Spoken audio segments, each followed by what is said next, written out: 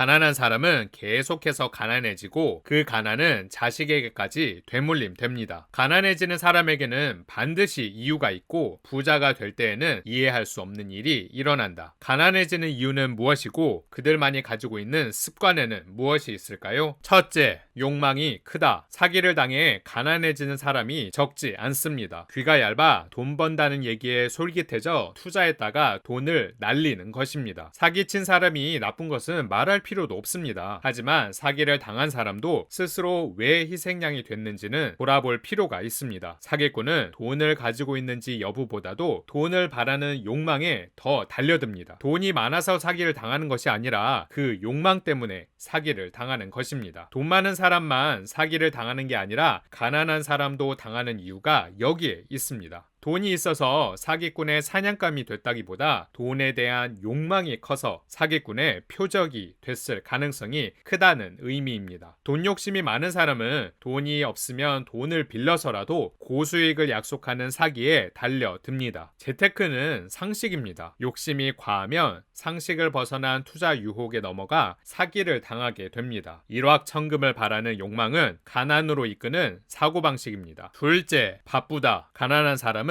쉴 틈이 없다는 말이 있습니다. 석유왕 록펠러도 너무 바쁜 사람은 부자가 될 시간이 없다라고 말하기도 했습니다. 가난한 사람은 바쁘고 분주하다는 뜻입니다. 사람들은 스케줄이 많고 바쁘면 어쩐지 자신이 꼭 필요한 존재가 된 듯한 기분에 취합니다. 하지만 바쁘다는 것은 당장 급한 일을 하느라 장기적으로 중요한 자기 개발을 소홀히 하고 있다는 의미이기도 합니다. 또한 당장 바쁜 일에만 집중하느라 미래를 위한 준비나 긴 고민이나 사색을 통해 할 수 있는 창조적이고 독창적인 일에 집중하지 못할 수 있습니다. 바쁘게 살면서 뜨거운 노력을 기울이는 사람이 어디 한둘인가요? 바쁨과 노력이 탁월함과 평범함을 가르는 기준은 아닙니다. 바로 여유입니다. 성공하는 사람은 무작정 뛰지 않습니다. 더 멀리, 더 빠르게, 더 효과적으로 뛰기 위해 독서나 산책 같은 마법의 물약을 마실 줄 압니다. 혼자 생각하는 순간을 즐길 줄 알고 손목에 찬 시계를 들여다보지 않아도 시간의 흐름을 알아챌 줄 압니다. 어떤 일을 하든 간에 시간과 보폭을 맞춰 함께 뛸 줄 아는 여유를 가진 사람이 이깁니다. 여유를 가져야만 소중한 사람과 목표가 무엇인지 보입니다. 내가 지금 뛰고 있는 이유가 무엇인지도 명확하게 알게 됩니다. 오늘을 살라는 것, 지금 이 순간을 살라는 것은 바로 이 여유를 확보하라는 것입니다. 바쁘면 주변이 보이지 않고 자신이 처한 상황을 돌아볼 여유조차 없습니다. 그러다 보면 인생의 어딘가에 균형이 무너지기 시작하면서 가난이 틈타기 시작합니다. 부자는 자기 페이스대로 삽니다. 부자라서 여유가 있기 때문이 아닙니다. 직장 생활을 해도 사업을 처음 시작할 때도 자기 페이스대로 균형을 잡아 삽니다. 부자가 아닐 때부터 자기 페이스대로 살아서 부자가 된 것입니다. 회사를 중심으로 살지 말고 자기 자신을 중심으로 살아야 부자가 됩니다. 바쁘다는 것은 회사와 같은 타인에 의해 자기 인생이 휘둘린다는 뜻입니다. 셋째, 비만과 상관관계가 있다. 몸에 나타나는 질병의 대부분이 비만이 원인이듯 가난의 원인 역시 비만일 확률이 높습니다. 실제로 오사카 대학 연구팀이 2005년에 설문조사를 통해 주택담보대출을 제외한 빚과 비만도의 관계를 연구한 결과 빚이 있는 그룹에서는 남녀 모두 비만인 사람이 많았습니다. 오사카 대학 사회경제연구소의 이케다 신스케 교수는 비만은 경제학적으로 보면 빚 그 자체이기 때문이라며 먹는 재미를 우선시함으로써 짊어진 건강상의 빚이라고 할 수 있다고 설명했습니다. 이케다 교수는 특히 비만 체질인 사람의 특정 성격이 비만을 심하게 만든다며 뒤로 미루는 성격을 꼽았습니다. 즉, 뒤로 미루는 성격의 사람은 비만이 되기 쉽고 빚을 질 확률도 높다는 뜻입니다. 당장 편한 것, 좋은 것, 즐거운 것을 우선하다 보니 괴로운 일, 해야 할 일을 나중으로 미루게 되고 이것이 비만과 가난의 주요 원인이 될 수 있다는 지적입니다. 넷째, 완벽주의자다.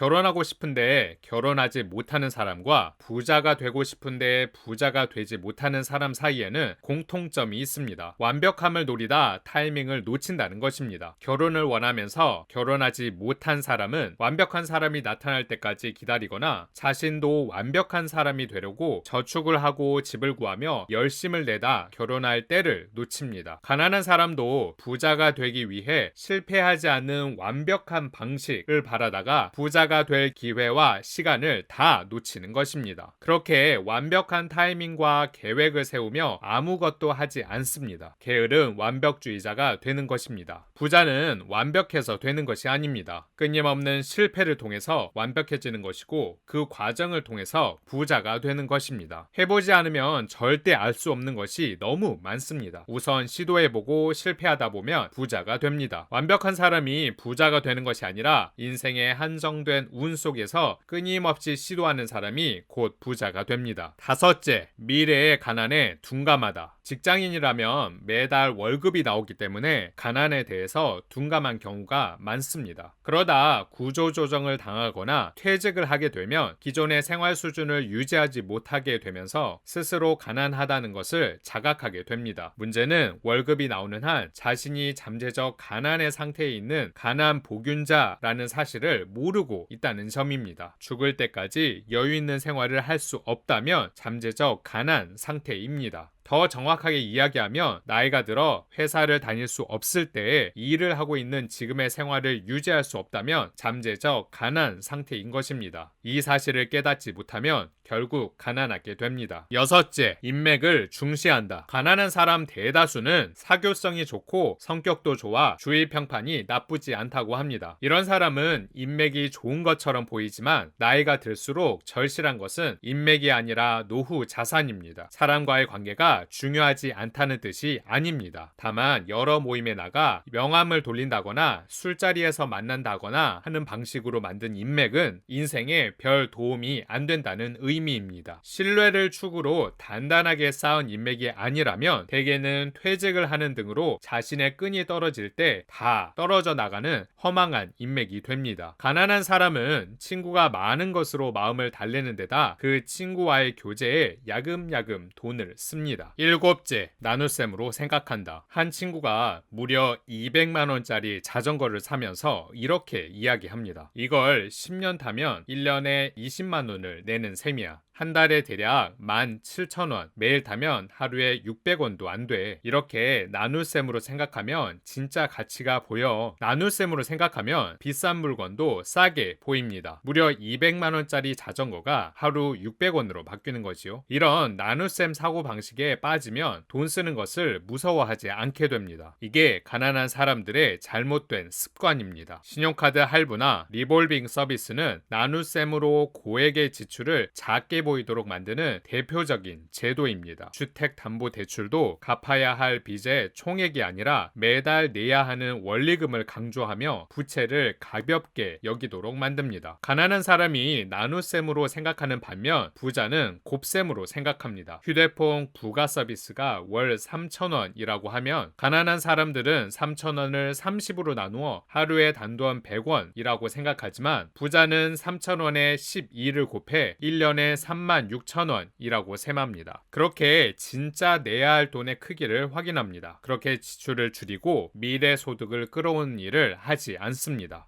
가난한 사람과 부자들의 34가지 차이점. 평범한 사람은 소비를 생각한다. 부자는 투자를 생각한다. 평범한 사람은 돈이 사라지는 것을 고민한다. 부자들은 돈을 이용해 돈을 더 버는 방법을 고민한다. 평범한 사람은 열심히 일해야 부자가 된다고 믿는다. 부자는 레버리지가 부를 창출한다고 믿는다. 평범한 사람은 직장을 구해야 안정을 얻는다고 생각한다.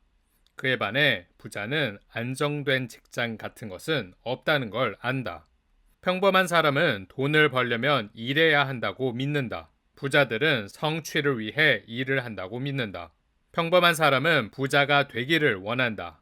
부자는 부자가 되는 일에 전념한다. 평범한 사람은 재정적 목표를 낮게 설정하기 때문에 실망하는 법이 없다. 부자들은 재정적 목표를 높게 설정하기 때문에 언제나 활력이 넘친다. 평범한 사람은 장애물에 초점을 맞춘다. 부자들은 주위에 있는 기회에 초점을 맞춘다. 평범한 사람은 인생은 그냥 흘러간다고 생각한다. 그들은 승객이다. 부자들은 자신의 운명은 직접 창조해야 한다고 생각한다. 그들은 자기의 삶의 조종사다. 평범한 사람은 돈이 있으면 더 행복해진다고 생각한다. 부자들은 돈은 행복과 거의 관련 없지만 돈이 있으면 삶이 더 안락해지고 더 많은 것을 누릴 수 있다는 것을 안다. 평범한 사람은 부자가 될 자격이 없다고 생각한다. 부자들은 부자가 될 자격이 있다고 생각한다. 평범한 사람은 부자는 운이 좋다고 생각한다. 부자들은 운은 부자가 되는 것과 관련 없다는 것을 안다. 평범한 사람은 성공과 돈이 많은 사람을 몹시 싫어한다. 그에 반해 부자들은 부자와 성공한 사람을 존경한다. 평범한 사람은 돈을 감정적으로 생각한다. 부자들은 돈을 논리적으로 생각한다. 평범한 사람은 소수 집단의 사람이 부의 대부분을 소유하는 것은 잘못됐다고 생각한다. 부자들은 다수가 자신의 부의 단계에 합류하는 것을 환영한다. 평범한 사람은 부자는 정직하지 않다고 생각한다. 부자는 야망이 있다고 생각한다. 평범한 사람은 돈은 악의 뿌리라 생각한다. 그에 반해 부자들은 가난은 악의 근원이라고 믿는다. 평범한 사람은 돈은 사람을 달라지게 한다고 생각한다. 부자들은 돈은 사람의 본 모습을 드러낸다고 생각한다. 평범한 사람은 부자가 되면 친구를 잃는다고 생각한다. 부자는 부는 인맥을 확장시킨다고 생각한다. 평범한 사람은 자선단체에 기부를 할 여유가 없다고 생각한다. 부자들은 관대해야 한다고 생각한다. 평범한 사람은 둘 중 하나를 선택해야 한다고 생각한다. 부자들은 둘 다 선택할 수 있다는 것을 안다. 평범한 사람은 가난 대신 대가족을 택하든가 아니면 사랑을 택해야 하며 둘 다 가질 수 없다고 생각한다. 그에 반해 부자들은 둘 다 가능하거나 어느 쪽도 얻지 못한다는 것을 안다. 평범한 사람은 돈을 유일한 자원으로 본다. 부자들은 돈을 무한한 자원으로 본다. 평범한 사람은 은퇴 생활을 위한 자금을 모으는 것이 꿈이다. 부자들은 유산을 남길 정도의 자산을 모으는 것이 꿈이다. 평범한 사람은 생각이 좁다. 부자들은 생각이 넓다. 평범한 사람은 부는 자신의 힘으로 쌓아야 한다고 생각한다. 부자는 부를 늘리는데 인맥이 중요하다는 걸 안다. 평범한 사람은 사고방식과 순자산은 상관없다고 믿는다. 부자들은 사고방식이 성과의 결정적 요소라는 것을 안다. 평범한 사람은 부자가 되려면 교육을 받고 똑똑해야 한다고 생각한다. 부자들은 교육 수준은 부자가 되는 것과 거의 관련이 없음을 안다. 평범한 사람은 돈을 벌기 위해서는 돈이 있어야 한다고 생각한다. 부자들은 다른 사람의 돈을 활용해 부자가 될 수 있다는 것을 안다. 평범한 사람은 가진 것으로 만족하라고 가르친다. 부자들은 꿈을 쫓고 최고가 되는 것을 목표로 삼으라고 가르친다. 평범한 사람은 자기 개발을 믿지 않는다. 부자들은 개인의 부가 개인의 성장보다 더 빨리 증가할 수 없다는 것을 안다. 평범한 사람은 졸업하면 교육이 끝난다고 생각하며 교육을 받는 것보다 즐거운 시간을 보내는 것이 더 낫다고 생각한다. 부자들은 끊임없이 배우고 성장한다. 평범한 사람은 단기적으로 생각한다. 부자들은 장기적으로 생각한다. 평범한 사람은 변화를 위협으로 생각한다. 부자들은 변화를 받아들인다. 구겔스에서는 부자의 생각, 부자의 습관, 주식, 부동산, 재테크와 관련된 책의 핵심에 저의 경험을 녹여서 나누고 있습니다. 구독과 좋아요, 그리고 따뜻한 공유를 통해서 모두가 부자가 되시길 바랍니다.